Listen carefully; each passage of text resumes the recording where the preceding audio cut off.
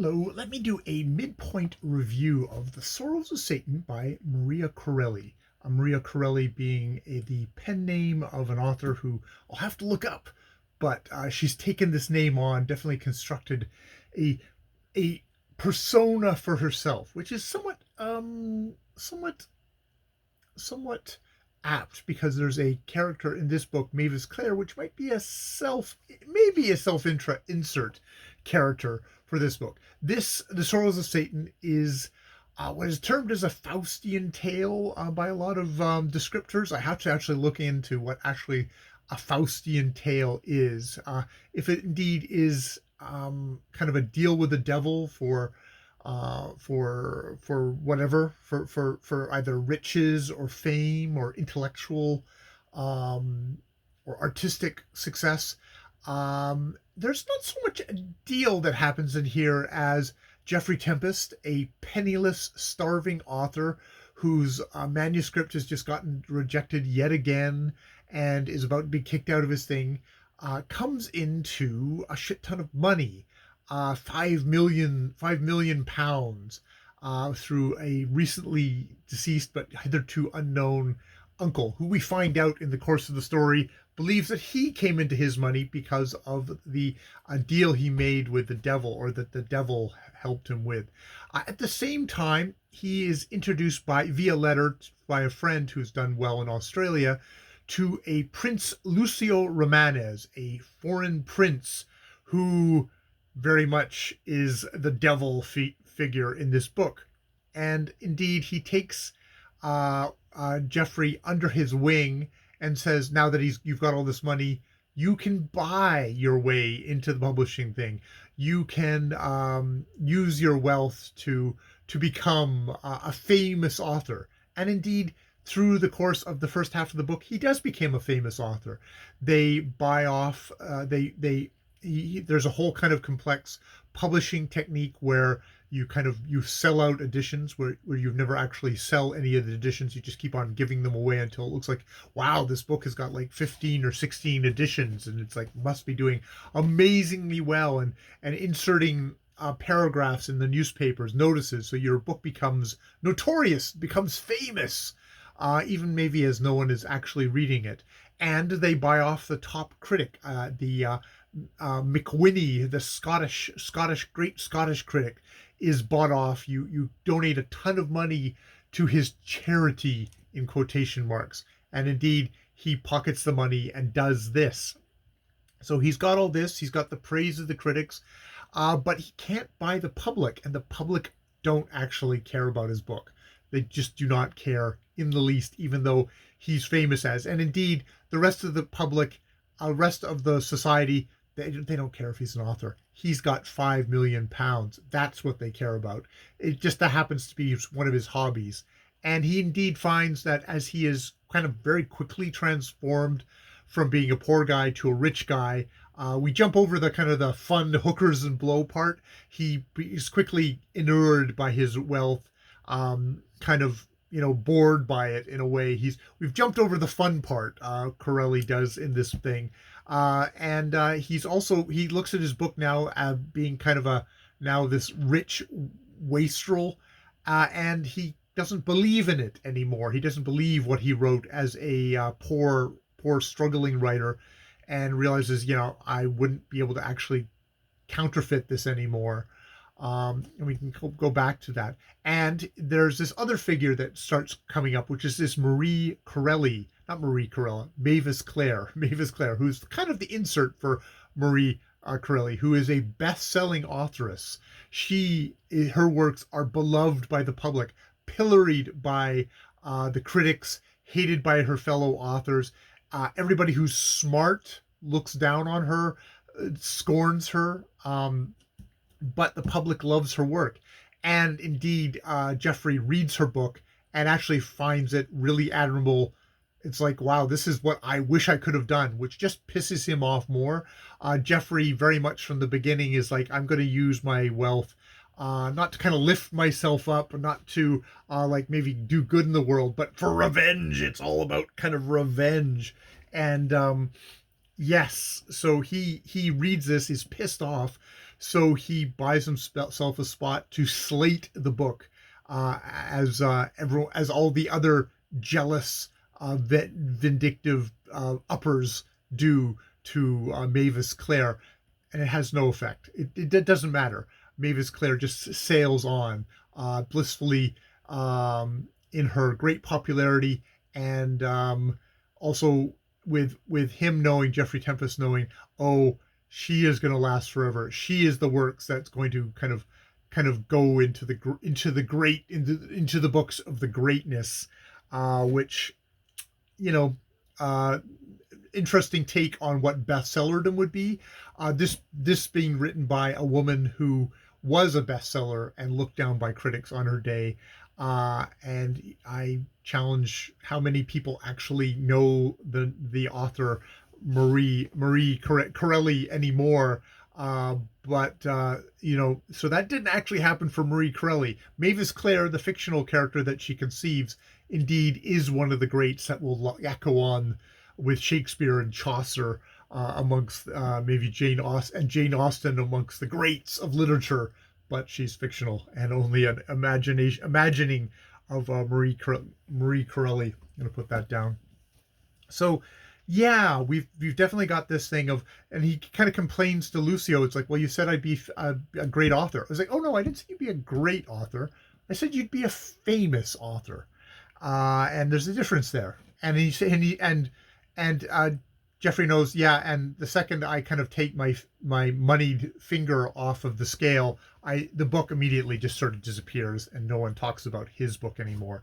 Now, the one person who did actually read his book, is Mavis Clare, who says, I read your book. Actually, Lucio also read his book, and there's that thing of like, well, it's a very clever book, but you talk about goodness and all that, but you don't really seem to believe it. And the problem with the public is they can spot a phony, and you're unfortunately kind of coming off as a phony in your book, which I don't know if that's the case about.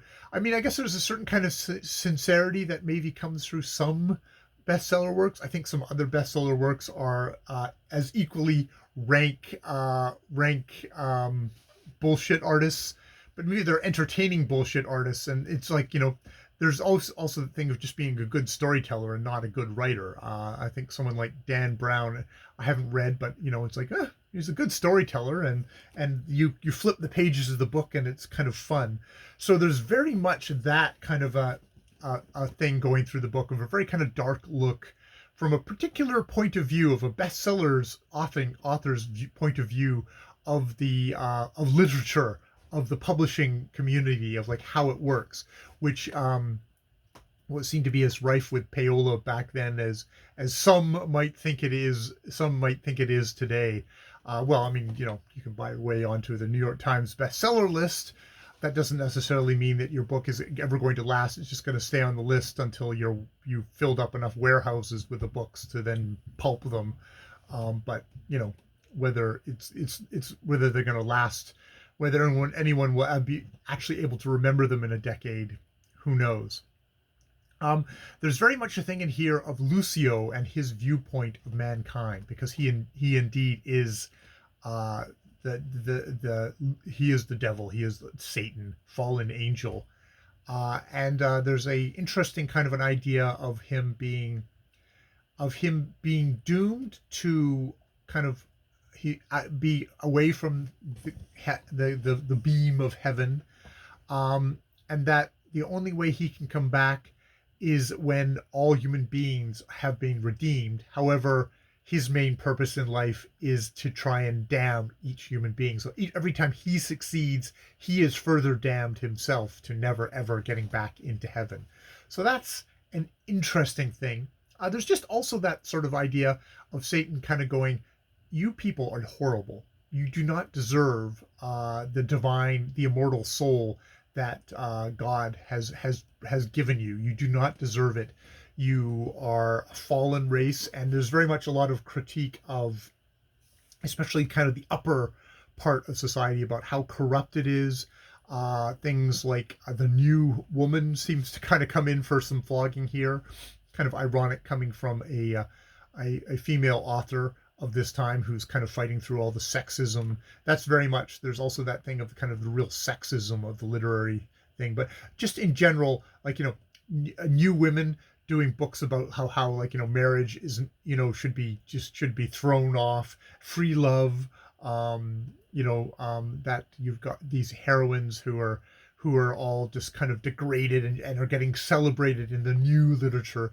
So there's very much a kind of a strong thing of morality going through these books, which is kind of interesting coming from a woman, a female author who's sort of decried the sexism, but then kind of turns around and slags women that she doesn't think are doing it right, that aren't being as moral as she is being. So there's that. Where we've definitely, she does a really good job of making Jeffrey into, he's the protagonist, but he's not a likable guy. He is somebody who very much is like, yeah, he's motivated by revenge more than he is by like wanting to do his art. He's like, he just wants to grind the faces of the people that rejected him in the dirt versus just focusing on the art. When we come to him wanting to have a wife, it's very much I want to conquer. He sets his sight on Lady Sybil Elton, who Lucio has pointed him towards. Lucio has lent his father, her father, Lord Elton, a whole bunch of money and is on the hook for. He's lost his estate, which Lucio says, you can pick that up for a deal. So he does. And he also wants Sybil, and it's very much as a prize, as an object to have, but has enough. He's got enough of a He's deluded enough that he thinks like, oh no, I actually love Lady Sybil, whereas Sybil knows, no, you're just buying me. You're just buying me for my father. This isn't about love at all. Sybil has this strange kind of attraction to Lucio, probably kind of the self-destructive streak in her. Feels very degraded. She says she's been educated on all the worst stuff of society to make her a fallen woman, though she loves Mavis Clare because it brings her back to a memory of a childhood where she maybe for a while was actually pure, innocent, and so she loves Mavis Clare, but she sees herself as a very fallen, befouled thing. She says like, and she tells Tempest, you just love me for my good looks. You love me as an object. You do have no idea who I am. And he protests and he does a whole bunch of love things, but Corelli is very good at just sort of like saying, he is completely deluded. And also there's a real cruelty to how he wants to capture her love. He wants to crush her. He wants to beat her down and subjugate her to love him. So he is like really gross, and I hats off to Marie Corelli for kind of putting that in, and like he doesn't think he is, but he is. Like how she shows that is it's a nice thing of like, okay, this is a female author who is really showing, this is a kind of grasping materialistic way that a man wants to buy and possess and hold and crush a woman, and he's really setting himself up for disaster. We're at the halfway part of the book. And what's happened is he's been giving, I guess it's Faustian in that, like, yes, the devil's given him everything he wants. He's got wealth, which has kind of turned to ash. He doesn't really enjoy the wealth. Everyone treats him well now because he is wealthy, and he's painfully aware that they would just treat him like dirt again if he didn't have that wealth. He's experienced how people treat him with no money, and he knows that that's exactly how they would treat me if I didn't have all this money. It's not genuine. So that's kind of turned to ash. He wanted to be a famous author. He's a famous author, but he realizes, oh yeah, I'm a famous author, but it hasn't changed anything about my own mediocrity or my own insincerity. Was why I wasn't a recognized genius. And perhaps I've spoiled the chance. There's very much a thing of like being so super wealthy has spoiled his chances to actually be able to engage with the world in a real enough way to actually produce great works of art, which is its own thing. Whether you have to be poor and suffering to be an artist.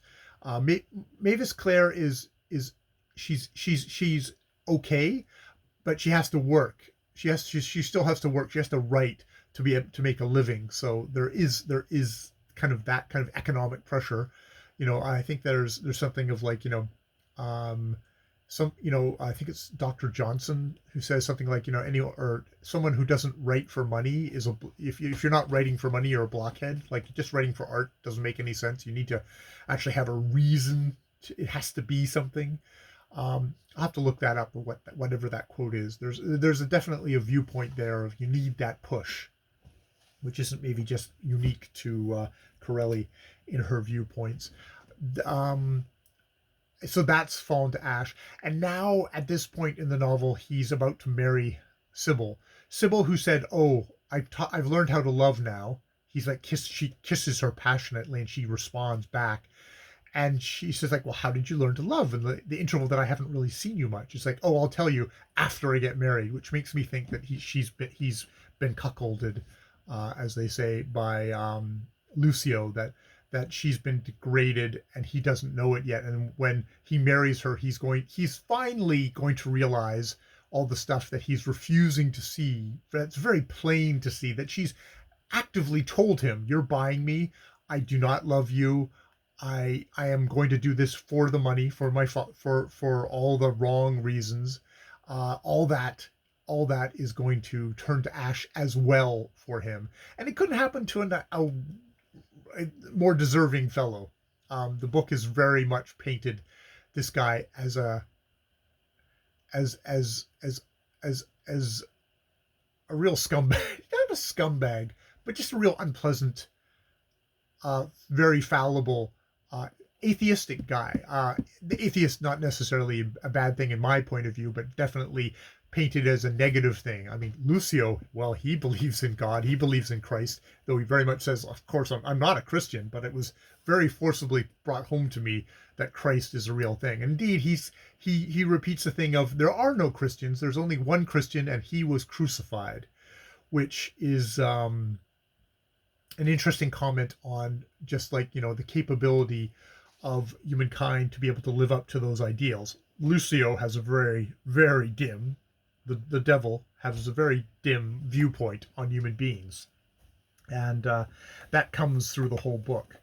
And there's also just, I think it's just to point out exactly how much of a strong condemnation this is of kind of the upper class society, of how degraded and vulgar and debased they are. This is very much kind of shaking the finger at the upper classes from below by like this, what I guess would be a middle class author, or an author who's definitely aiming this for middle class to kind of look up at the rich people and go, "Oh yeah, they're terrible. They're terrible. Oh, wouldn't we all like to be terrible?"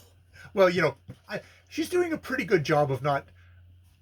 Well, depends how you feel about it.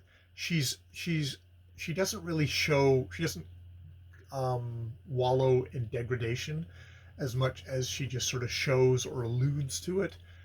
There's a We're having this big fete at the wedding, and all the wealthy guests are just gorging themselves, and they're only there because they want to suck up to Jeffrey and his wealth, or to find out, what are the chances of his horse Phosphor in the Derby coming up, gambling, which is also just more sin, all that.